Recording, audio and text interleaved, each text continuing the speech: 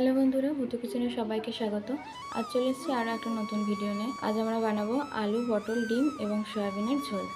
তার জন্য আমরা এখানে নিয়ে নিয়েছি 100 গ্রাম সয়াবিন, 4টে ডিম, 2টি বড় সাইজের আলু এবং 5 থেকে 6টা পটল। এখন আমরা সবজিগুলিকে কেটে নেব এবং ডিমগুলিকে সিদ্ধ করে নেব। এখানে আমরা কড়াইতে জল দিয়ে দিয়েছি। এরপর একে একে ডিমগুলি আমরা এর ভেতরে দিয়ে সিদ্ধ করে নেব। ডিমগুলি খুব ভালো সিদ্ধ হয়ে যাওয়ার জন্য আমরা জলে দিয়ে দেবো সামান্য পরিমাণে লবণ। ডিমগুলিকে আমরা 5 থেকে 7 মিনিট ফুটিয়ে নিয়েছি। খুব ভালোভাবে এগুলি এখন সিদ্ধ হয়ে গেছে। এরপর আমরা এগুলিকে নামিয়ে নেব। এরপর সয়াবিনগুলিকে আমরা গরম জলে 10 থেকে 15 মিনিট ভিজে দেবো। আমরা সবজিগুলিকেও ভালোভাবে কেটে ধুয়ে নিয়েছি। পটলগুলিকে এইভাবে একটু বড় সাইজ করে কেটে নিয়েছি, আর আলুগুলিকেও আমরা একটু বড় বড় করে কেটে নিয়েছি।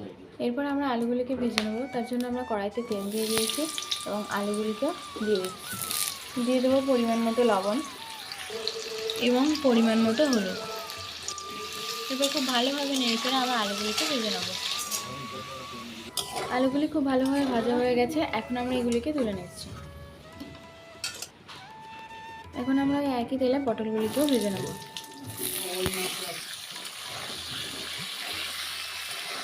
লবণ এবং হলুদ দিয়ে আমরা পটলগুলিকেও খুব ভালোভাবে ভেজে নেব।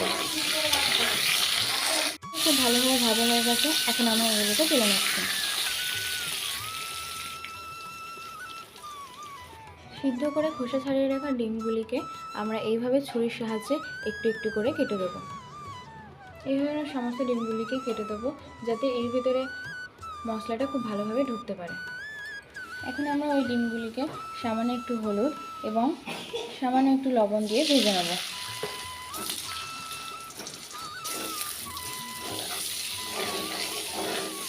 ডিমগুলিকে আমাদের ভাজা হয়ে গেছে। এখন আমরা এগুলিকে তুলে নেব।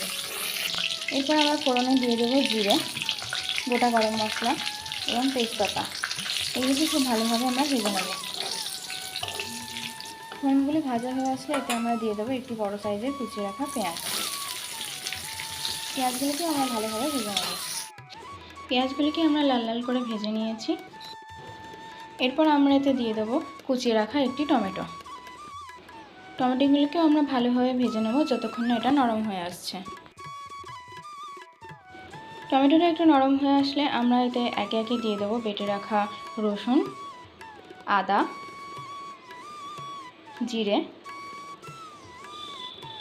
এবং কাঁচা লঙ্কা। সমস্ত মশলাগুলিকে আমরা খুব ভালোভাবে কষিয়ে নেব।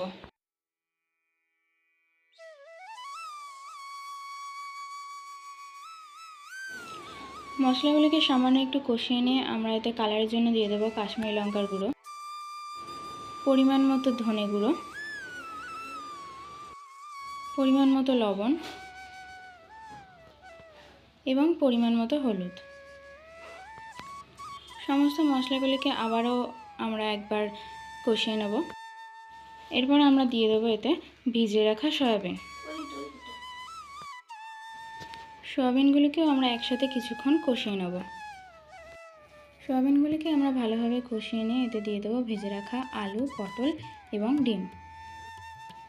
আবারও সমস্ত কিছুটাকে খুব ভালোভাবে কষিয়ে নেব। এরপর সামান্য নেড়েচেড়ে নিয়ে আমরা এতে দিয়ে দেবো পরিমাণ মতো গরম জল। এরপর আমরা এটিকে 8 থেকে 10 মিনিট ভালোভাবে ফুটিয়ে নেব। 8 থেকে 10 মিনিট ফুটিয়ে নেওয়ার পর তরকারিটা আমাদের রেডি। এখন আমরা এটিকে তুলে নিচ্ছি। তো আমাদের ভিডিওটা যদি পছন্দ হয় ভিডিওটাকে লাইক, কমেন্ট, শেয়ার করবে এবং এরকম আরও নতুন নতুন ভিডিও পেতে চ্যানেলটিকে সাবস্ক্রাইব করবে।